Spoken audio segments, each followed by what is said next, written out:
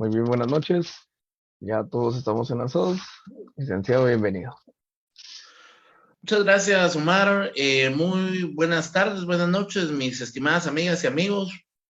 Es un gusto el poder saludarles nuevamente en esta plataforma virtual. Esta es la sesión correspondiente al día viernes 5 de noviembre del año 2021 para ambas secciones. Por favor, pedirles que nos acompañen, que pongan toda su atención. Es viernes, es un día complicado con el tráfico, así que vamos a tratar de ser muy concisos en relación al tema que vamos a abordar el día de hoy.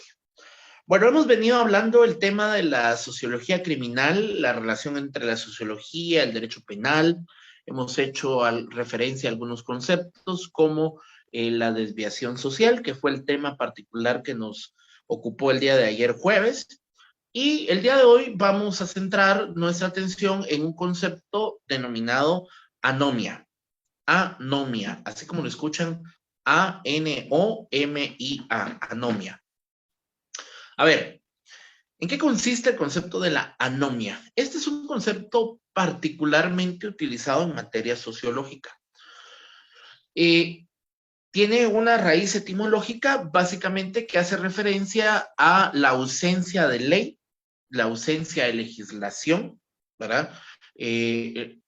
Básicamente nos estamos refiriendo al prefijo a, que hace referencia a la ausencia, nomos, que es ley, orden o estructura, es decir, la falta de normas o incapacidad de la estructura social, básicamente para proveer a la población, para proveer a los ciudadanos de las herramientas necesarias para poder construir su proyecto de vida. Las sociedades, este concepto de anomia es un concepto doctrinario con mucha vigencia en el mundo práctico, con mucha vigencia, con mucha realidad en nuestras sociedades. En general, en todas las sociedades y en diferentes épocas, siempre existen grupos de la población desposeídos, siempre existen personas desafortunadas. Las sociedades deben aspirar a que este grupo de personas desafortunadas sea un grupo menor y no que sean los grupos mayoritarios, por supuesto. Cuando una sociedad tiene a sus mayorías sumidas en la pobreza, en la necesidad, es una sociedad que ha fracasado. La anomia, entonces, es un concepto que nos va a ayudar desde la doctrina a entender cómo el Estado se puede llegar a organizar para prohibir, para negarle a los ciudadanos comunes, normales, la posibilidad de construir su proyecto de vida y en consecuencia los haría a ser desadaptados sociales, a ser desviados sociales, que posteriormente se convierten en criminales. Es esta parte de la sociología la que ha hecho mucho énfasis en los aspectos de la prevención del delito. Incluso tenemos nosotros dentro de los diferentes aspectos, dentro de los diferentes conceptos para poder desarrollar el tema histórico de cómo la anomia ha estado presente en toda la historia, no solo la historia nacional, sino en términos generales en toda la historia. Cuando un Estado, cuando una sociedad financia un Estado, cuando un Estado financia un gobierno que a su vez trabaja para proteger los privilegios de pocos y negarle la oportunidad a las mayorías, estamos justamente frente al mejor ejemplo, al mejor caso de la materialización del concepto de la anomia. Esa ausencia, esa necesidad institucional que hay de poder representar y de poder defender los derechos y construir el proyecto de vida particular de cada persona. Fíjense ustedes que el Estado, de acuerdo, vamos a utilizar como ejemplo el Estado de Guatemala y vamos a tomar como referencia a la Constitución Política de la República de Guatemala. Ustedes saben y hemos hablado ya de la figura del dogmatismo jurídico, hemos explicado ya cómo la Constitución Política de la República de Guatemala establece en su parte dogmática los derechos y las garantías constitucionales de los seres humanos, de los nacidos en Guatemala y de los que habitamos en Guatemala, y también en su parte orgánica toda la parte institucional. Cuando llevamos esa mezcla de la parte orgánica con la parte dogmática de la Constitución, nos damos cuenta de cómo algunos conceptos pueden o deberían ir entrelazados y cómo en la práctica se han ido tergiversando. Por ejemplo, nuestra Constitución Política de la República de Guatemala establece un principio universal que es el bien común. El bien común. A ver, ¿qué es el bien común? Es un concepto muy genérico, ¿verdad? Con el cual estamos constantemente familiarizados, pero que debemos analizar un poco más a profundidad. El bien común, el bien para todos, dirán. Que todos estén contentos. Ojo, no es eso. El bien común es un concepto que la doctrina ha tratado de definir desde diferentes puntos de vista, pero que yo en particular quiero compartir en esta sesión, en esta clase virtual, que el bien común es aquello, son las acciones que el Estado toma, número uno, para preservar y resguardar la integridad de su población, número dos, para promover su desarrollo integral, y número tres, para defender su estado de bienestar. Si el Estado cumple con esos tres requisitos, entonces hay bien común. El Estado debe en primera instancia defender a su población. ¿Sí? Luego debe procurar su desarrollo integral. Y finalmente debe procurar la plenitud y la felicidad de las personas. Si el Estado es capaz de garantizar eso, entonces es el bien común. Pero el bien común también nos habla de un concepto con el cual no muchos están de acuerdo, pero al final es el que quedó vigente en nuestra Constitución, y es el concepto de las mayorías. El bien común es aquel que le haga bien a las mayorías. El problema, mis estimadas amigas y amigos, es que nosotros como profesionales, como egresados de la Universidad de San Carlos de Guatemala, tenemos, señoras y señores, un grave dilema. El dilema es, naturalmente nos debemos el título que obtenemos y que nos da para poder trabajar y darnos la vida que gracias a Dios hoy como profesionales nos podemos dar, se lo debemos a una universidad pública, financiada con los impuestos de toda la población.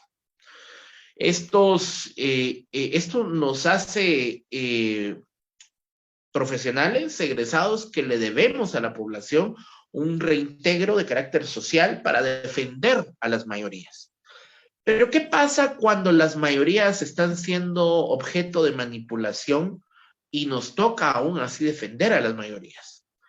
Porque es evidente que a todos los gobiernos que hemos tenido los han electo las mayorías. Es decir, alcaldes, diputados, presidentes, por muy buenos o malos que querramos juzgarlos, señoras y señores, los han electo las mayorías. Y al elegirlos las mayorías, hacen que las minorías sean afectadas por las decisiones de las mayorías, que no siempre las decisiones de las mayorías son las decisiones más técnicas, no siempre las decisiones de las mayorías son las más informadas, pero al final del día son las decisiones de las mayorías. Y por ser las decisiones de las mayorías de acuerdo a al modelo de Estado que construimos, porque somos una república, es decir, tenemos tres poderes, democrática, dice la Constitución, priva el interés de la mayoría. Entonces el bien común debe prevalecer. Pongamos un ejemplo de cómo funciona el bien común. Nuestra Constitución habla acerca de una figura que se llama expropiación. Ojo, anoten esta palabra expropiación. ¿Qué significa expropiar?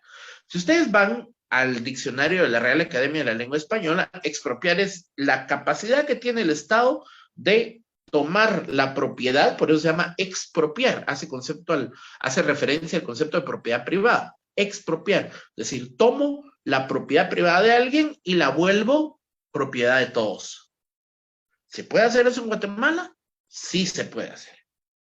Pero a diferencia de otros estados donde no quedó legislado, es decir, tenemos estados totalitarios, China, en su momento Rusia, ahora ya no, porque ya es más capitalista, pero en su momento Rusia, Cuba, por ejemplo, o Venezuela, que el gobierno de Venezuela ha expropiado canales de televisión, ha expropiado televisoras, ha expropiado radios, ha expropiado propiedad privada, valga la redundancia, y la ha convertido en bienes nacionales, sin ningún tipo de indemnización. En Guatemala, la Constitución sí crea y reconoce la figura de la expropiación, pero bajo un concepto de indemnización. Es decir, el Estado, si es por el bien común, puede expropiar. Es decir, si el Estado considera, ojo con eso, si el Estado considera que la casa donde usted está le sirve al Estado porque va a pasar una carretera, porque se está formando la nueva línea del tren y el tren va a pasar por ahí, el Estado tiene la capacidad constitucional de quitarle su propiedad. Con la diferencia que en Guatemala se paga una indemnización. Es decir, se paga una indemnización, prácticamente estamos hablando de que le compra la propiedad, pero el propietario pierde la posibilidad de decidir si quiere o no vender, porque el Estado hace uso del concepto denominado bien común. Esto se utiliza mucho en el tema de carreteras. Por ejemplo, en este momento se están construyendo varios tramos están en ejecución. Voy a poner dos ejemplos, la CA9 Norte en El Progreso y el caso del paso a desnivel en Totonicapán. Ambos tramos carreteros se están construyendo, pero los diseños de ingeniería hacen que se tengan que realizar trabajos por parte de la constructora adjudicada que está realizando el evento para poder realizar trabajos relacionados a la obra del paso a desnivel, que pasan no solo sobre la vía pública, sino que pasan por propiedad privada. Entonces, ¿qué pasa? El Ministerio de Comunicaciones visita a los dueños de estos terrenos, genera una negociación, les hace referencia al artículo constitucional de la expropiación y les dice, miren, voy a mandar a Avalúo a DICABI, que es el Ministerio de Finanzas, para ver cuánto vale su terreno, deme su número en cuenta y le voy a pagar. No le pregunto si quiere o no quiere vender. Le toca vender porque así está en la Constitución. Pero por lo menos le paga. Digamos que se respeta el concepto de propiedad privada, pero sí le paga. ¿Por qué estoy hablando de esto en el concepto de la anomia? Porque el bien común es la base para entender cómo el Estado debe responder para evitar este concepto de la anomia. Si para el Estado es para el bien, si el Estado considera que es para el bien común expropiarle los terrenos a Juan, Pedro y María, porque sobre esos terrenos se van a realizar trabajos para el paso del nivel que va a desfogar el tráfico para 1 millón de transeúntes diarios, entonces el Estado lo va a hacer por la fuerza, porque es parte del poder coercitivo que tiene el Estado. Llegar y expropiar esos terrenos, por supuesto, indemnizar a los dueños, pero expropiarlos, ¿verdad? Demoler la casa si es necesario que está ahí. Se llega a una negociación, porque también si hay gente viviendo, si hay familias viviendo ahí, pues se llega a una negociación, se da un tiempo para que desalojen, tampoco es que sea tan abrupto. Pero el punto es, no hay posibilidad de decir no, le toca decir sí porque está en la Constitución. Entonces, el bien común prevalece sobre el derecho de los particulares, eso dice nuestra Constitución. Si este concepto tan básico del bien común que podemos entender en un ejemplo tan material y tan rudimentario como el ejemplo de las carreteras, lo llevamos a ejemplos más severos o más profundos como la ley de bancos, como temas de derecho tributario, nos vamos a dar cuenta que el concepto propiamente de anomia comienza a configurarse desde el momento en el cual no todas las personas tienen el acceso a educación, salud y desarrollo integral. El mejor ejemplo lo tenemos en educación. Creo que al estar en un aula universitaria, al ser ustedes estudiantes universitarios y quizás algunos de ustedes profesionales en otras áreas, van a estar de acuerdo conmigo en entender que el camino al desarrollo es la educación. Pero también hay que decir, mis estimadas amigas y amigos, que las mayorías de nuestro país no tienen acceso a esa educación. Que los porcentajes de la población que estudia que pasa de la primaria a los básicos reduce, de los básicos a una carrera media reduce, y del universo de todas las personas que egresan del nivel medio, la gran mayoría no sigue una carrera universitaria. A pesar de que somos muchos en la universidad, todavía son más aquellas personas que por alguna razón no logran ganar sus exámenes de admisión en la Universidad de San Carlos, o que al no ganar sus exámenes de admisión en la universidad pública tampoco tienen los medios para costear una universidad privada y entran en un lapsus en donde no pueden ni estudiar porque no tienen para pagar, ni trabajar porque no consiguen trabajo. Entonces están, esa brecha de población joven que pudiera estar produciendo y generando para el país es muy grande porque no tiene el acompañamiento del Estado. Porque el Estado se ha olvidado de darle las herramientas para poder construir su proyecto de vida, porque no todos tienen el derecho o el acceso a una universidad pública. Y todavía de los muchos que ingresan a la universidad, cada vez hay menos. El primer año en la Facultad de Derecho es un gran colador. Muchos no pasan del primer año, otros no pasan del segundo, y así se van quedando. El 10º semestre es otro gran colador. Y después muchos cierran pensum y ahí se quedan un buen grupo que no se gradúan. Y de los que logran graduarse, después hay otra estadística que genera cuántos logran estudiar en un posgrado, cuántos logran llegar a un doctorado y cuántos logran ubicarse o ser parte de una población económicamente activa, con un trabajo formal.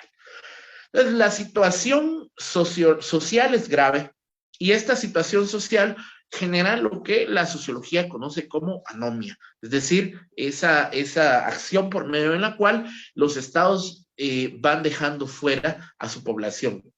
La sociología estudia esto, y nosotros particularmente estamos hablando de esto porque nos interesa que podamos entender cómo la sociología puede brindar aportes para mejorar estos conceptos y para poder evitar lo que comienza como una anomia individual, es decir, la anomia individual, que es la anomia de la persona que se siente excluida del individuo, que se siente lejos de poder acceder a las oportunidades, y todo esto naturalmente genera un comportamiento criminal. Algunas personas, dependiendo las situaciones, se convierten en blancos fáciles para poder caer en acciones de carácter delictivo. El narcotráfico es un fenómeno transnacional que ha estado muy presente en nuestros países y que se ha convertido en uno de los principales reclutadores de todas estas personas víctimas de la anomia social, del Estado que los excluye, que no les da oportunidades. Entonces, el fenómeno del narcotráfico los recluta y los convierte, los saca del papel de víctima de anomia y de exclusión social, y los traslada automáticamente a un plano de transgresión de la norma, y por lo tanto al mundo de la parte criminal y del derecho penal. La anomia, entonces, que comienza como algo individual, puede convertirse en un desorden social. La anomia puede llegar a convertirse en desórdenes sociales. Todas las personas, analicemos otra vez fenómenos materiales como el que hablábamos hace un par de sesiones, el fenómeno de las maras. Es ampliamente conocido. El origen de las maras no se da en Guatemala, se da las pandillas comienzan en Estados Unidos y vienen a Guatemala y a nuestros países centroamericanos, se organizan acá, pero la costumbre y la ideología la traen de Estados Las La pregunta es, ¿por qué estas personas estaban en Estados Unidos? Porque sus países, El Salvador, Honduras, Guatemala, Nicaragua, no les dio las herramientas necesarias para construir su proyecto de vida. Ellos viajan, aprenden, toman ciertos conceptos, los traen acá y comienzan a delinquir. La anomia puede llegar a repercutir en fenómenos de desorden social, como las pandillas, que hoy en día pues ya son un problema social, pero que comenzó con la anomia individual de 1, 2, 3, 4, 5, 6, 7 personas que después decidieron agruparse y llenar con su ideología de odio a más personas, que los sacó del rol de víctimas y los llevó al rol básicamente de cometer actos delictivos, que rayen ya en el aspecto penal y en un aspecto eminentemente criminológico. Entonces, el concepto de la anomia nos va a servir precisamente para, desde el punto de vista doctrinario, entender cómo se relacionan este tipo de aspectos. Bien, cualquier duda, inquietud relacionada a estos temas que hemos estado conversando, la pueden hacer llegar al correo electrónico que nuestro compañero Omar comparte en la descripción del presente video. Me alegró mucho el poder saludarles, gracias por su atención y nos estaremos saludando la próxima semana. Que tengan todos y todas muy feliz tarde, noche y que tengan un buen fin de semana. Que descansen. Muchas gracias. Nos vemos.